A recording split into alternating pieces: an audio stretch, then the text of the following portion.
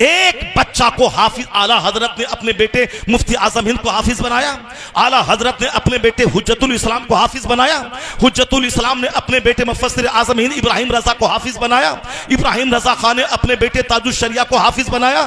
وہ تو ارٹ بڑھاپے میں حافظ بنے۔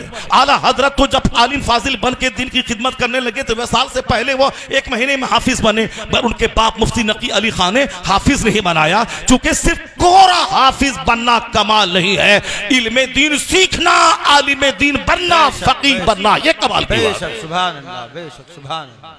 ابھی جو صرف حفظ پہ زور دیا جا رہا ہے، یہ جاہل حافظ کو جو پیدا کیا جا رہا ہے، اس کے نہ مسائل اس کو معلوم ہے، نہ دین اس کو معلوم ہے، نہ اس کو اس کے دل میں اللہ کا خوف اور ڈر ہے، اسی لیے تو داڑھی ہے نماز نہیں ہے، ٹوپی ہے نماز نہیں ہے، داڑھی مونڈا لے، داڑھی مونڈنا اتنا بڑا حرام نہیں ہے جتنا بڑا حرام نماز پنجگانہ چھوڑنا ہے۔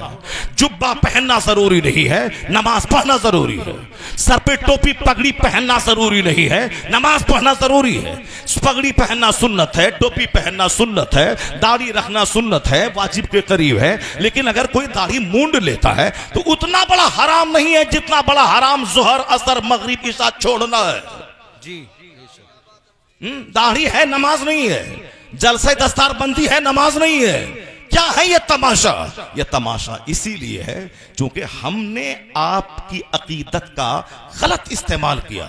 ہم نے آپ کو یہی بتایا کہ حلوہ کھانا ہے شب برات میں، ہم نے آپ کو یہی بتایا کہ 11ویں شریف میں غوث پاک کا بکرا ذبح کرنا ہے، بہت برکت ہو جائے گی، ہم نے یہی بتایا کہ توشہ قادریہ کروانا ہے ہر مہینے کی 11 تاریخ کو، دولت آپ کی بڑھ جائے گی، دولت بڑھ جائے گی آپ کی، ہم نے یہی بتایا آپ کو۔ حضور نے کہا ہے الدنیا جیفۃ والطلابھا کلاب، یہ دنیا مردار ہے، اس کے طلبگار کتے ہیں۔ اللہ الصمد۔ اور ہم نے کیا بتایا کہ ہر ہفتے کی جمعرات کو توشہ قادریہ کیا کرو، دولت برس جائے گی۔ تو اب نماز ہے نہیں، اب وہ توشہ قادریہ ہو رہا ہے، کیونکہ سب کو دولت چاہیے، مال چاہیے۔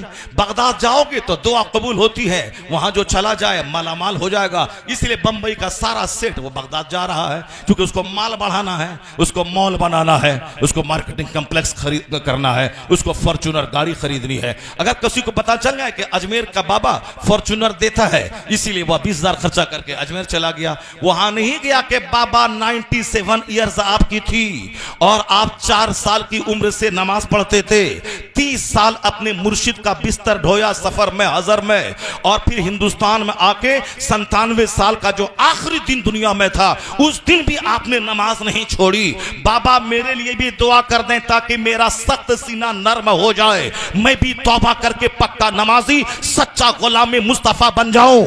اب وہاں کوئی نہیں جاتا بابا سے دعا کروانے، یہ کہتا آپ ہندوستان کے سلطان ہیں، ہمیں مال دے دیجئے، ہمیں پردھانی کے الیکشن میں جیت دے دیجئے، ہمارے بیٹے کو ڈی ایم بنا دیجئے، سامنے والا پلاٹ خریدنا ہے، پیسہ 1 کروڑ ہے، لگتا ہے اس میں 2 کروڑ، 1 کروڑ کا انتظام کروا دیجئے۔ یہ دنیا مانگنے اجمیر میں بھیڑ لگ رہی ہے، اور سنی خوش ہے کہ اجمیر میں 50 لاکھ کی آبادی یہ سنیوں کی آبادی ہے۔ وہ سنی کی آبادی، وہ تو دنیا داروں کی آبادی ہے، وہ تو صاحب مال دکان مانگنے والوں کی اب بھیڑ ہے۔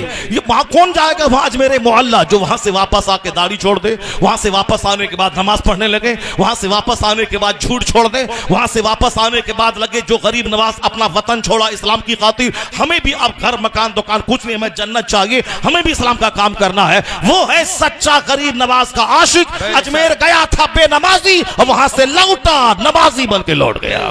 سبحان اللہ۔ وہ یہ ہے فیضان غریب نواز۔ ہم نے آپ کو بتایا ہے